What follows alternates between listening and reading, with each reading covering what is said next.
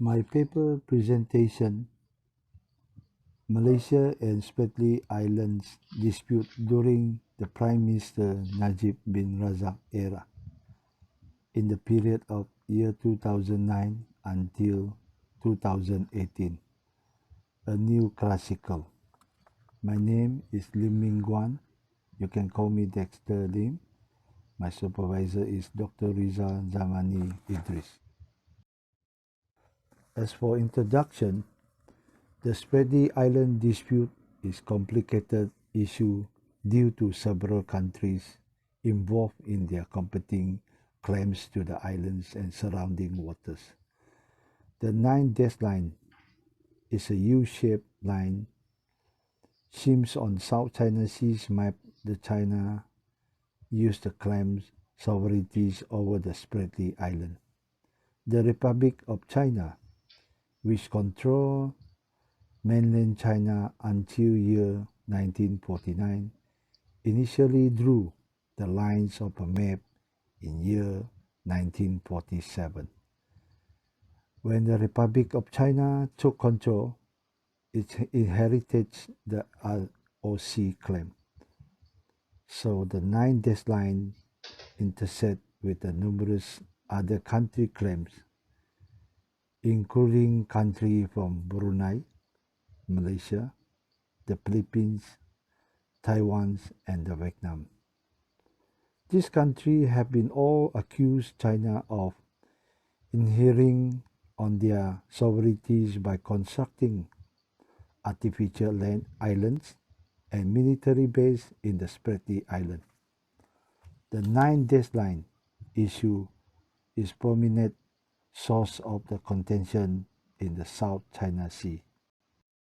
While Prime Minister Najib Razak was in the office, commerce, tourism, investment, and other fields greatly benefit from the close connection established between the country of Malaysia and China.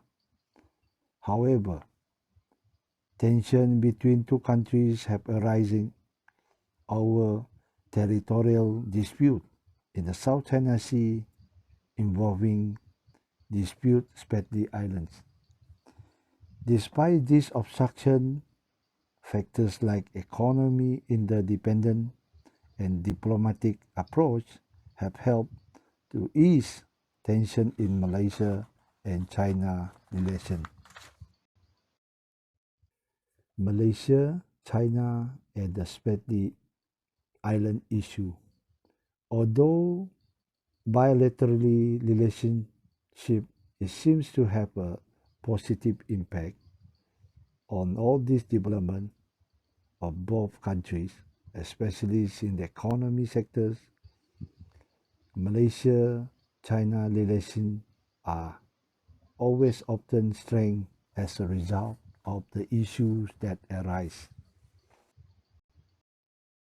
As for central agreement, tension and incidents had occurred as a result of overlapping claims in the South China Sea. China seems to be most aggressive among the 6 claimants in extracting its claim. As such, between China and other claimants, including Malaysia, was somehow affected. Nevertheless, despite of these challenges, factors such as economy, interdependence, diplomatic methods have been contributed to reduction tension between Malaysia and China. Commerce, tourism, business, and other industry profited immensely from the close tie between Malaysia and China during Najib Razak administration.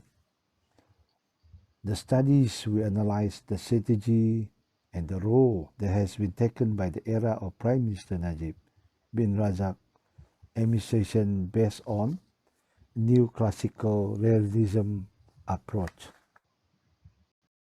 Theoretically disclosed,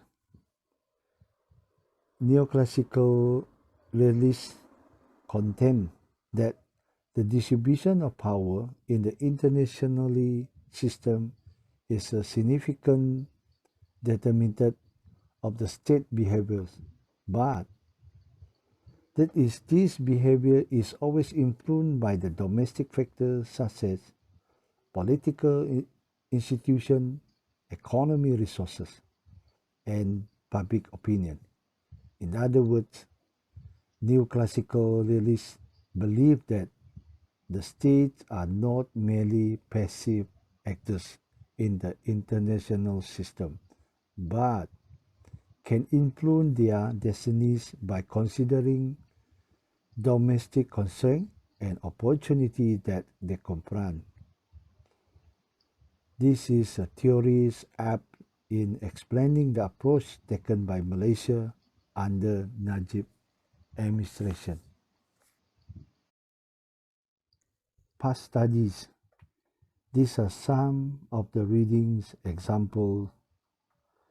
Isu keselamatan persempadanan negeri Sabah dan tuntutan terhadap Kepulauan Spratly, Kota Kinabalu, Universiti Malaysia Sabah by Dr. Riza Zamani Idris, Lamri Dola, dan Majan Alima Omar. Methodology.